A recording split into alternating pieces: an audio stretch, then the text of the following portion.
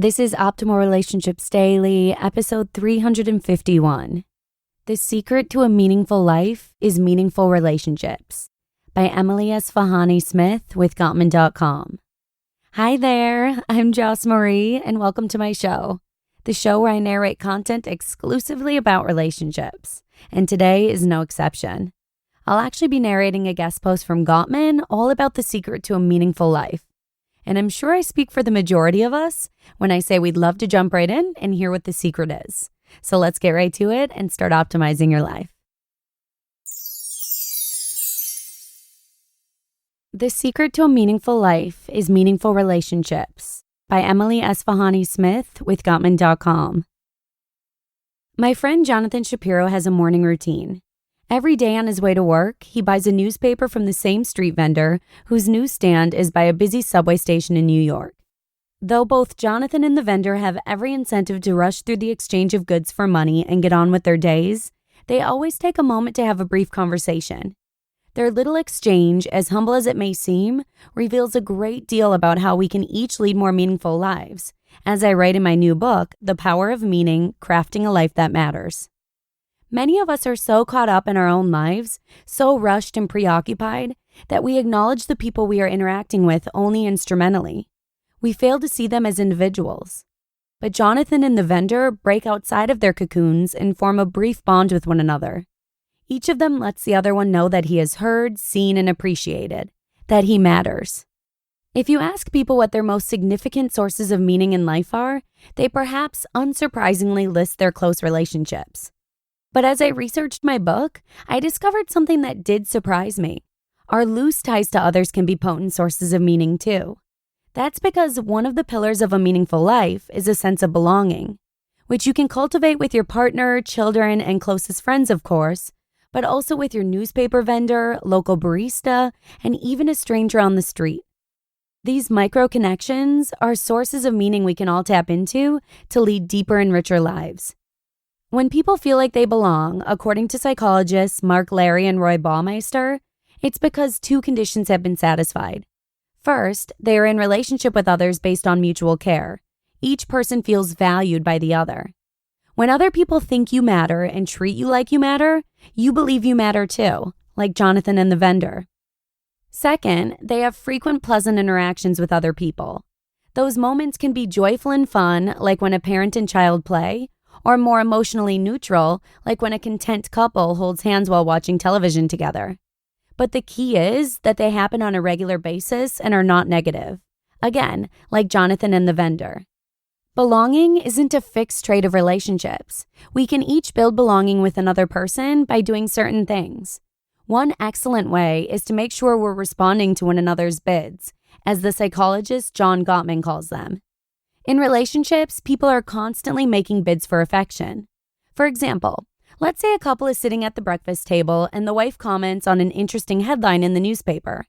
At this moment, she is making a bid for her husband's attention and hoping that her husband responds by acknowledging her warmly.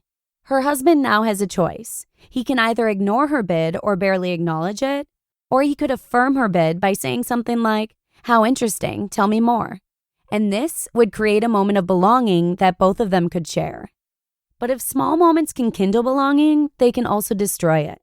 For example, one day when my friend Jonathan went to buy the paper, he realized he had only big bills. The vendor could not make change for Jonathan, so he smiled widely and said, "Don't worry, you'll pay tomorrow." The vendor was making a bid to take their relationship to a higher level of trust and intimacy. But Jonathan tensed up and shook his head. He insisted on paying for the paper, so he went into a store and bought something he did not need so he could make change. He handed the vendor $1 and said, "Here you go, to be sure I don't forget." In that instant, the dynamic of their relationship changed. The vendor reluctantly took Jonathan's money and drew back in sadness. "I did the wrong thing," Jonathan later said. "I didn't accept his kindness. He wanted to do something meaningful, but I treated it as a transaction."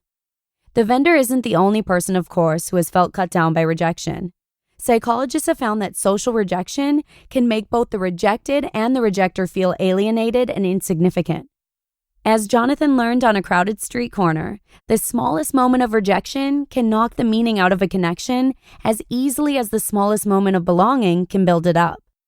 After Jonathan dismissed the vendor's bid for mutual trust, both of them left each other that morning feeling diminished. Fortunately, the two men were able to restore their relationship. The next time Jonathan saw the vendor, he brought him a cup of tea. And the next time the vendor offered Jonathan a newspaper, Jonathan thanked him and humbly accepted his gesture of kindness. They continued to share a quick conversation each day. We can't control whether someone will respond to our bids, but we can all choose to reciprocate one. We can decide to respond kindly rather than antagonistically to one another. We can choose to value people rather than devalue them. We can invite people to belong. And when we do, not only will our own lives feel more meaningful, but our relationships will be better too.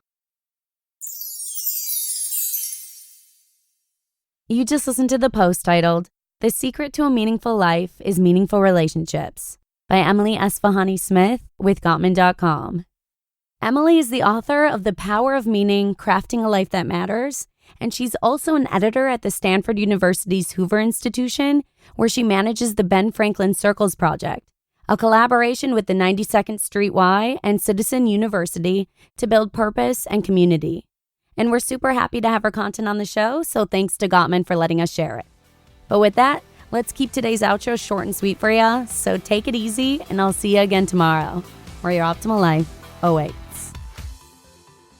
Hello, Life Optimizer. This is Justin Malik, creator and producer of this podcast, but also Optimal Living Daily, the show where I read to you from even more blogs covering finance, productivity, minimalism, personal development, and more from incredible bloggers like Derek Sivers, Zen Habits, Mark and Angel, The Minimalists, and all the ones you hear on this show too.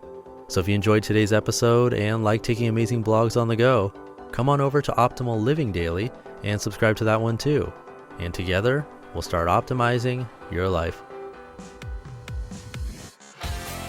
You've been listening to Optimal Living Daily. Be sure to hit the subscribe button to stay up to date on each new episode and head to oldpodcast.com. That's OLDpodcast.com for a free gift as well as more actionable tips and resources to help you maximize your potential. Thanks for joining us, and remember, your optimal life awaits.